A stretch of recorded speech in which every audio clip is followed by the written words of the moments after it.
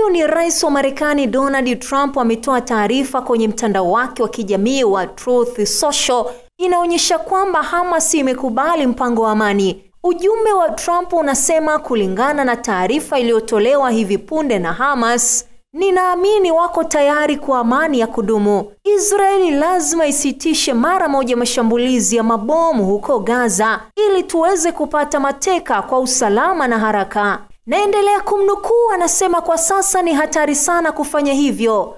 Tayari tupo kwenye majadiliano kuhusu maelezo yatakayofanyiwa kazi. Hili halihusu Gaza pekee. Hili ni kuhusu amani iliyotafutwa kwa muda mrefu katika Mashariki ya Kati.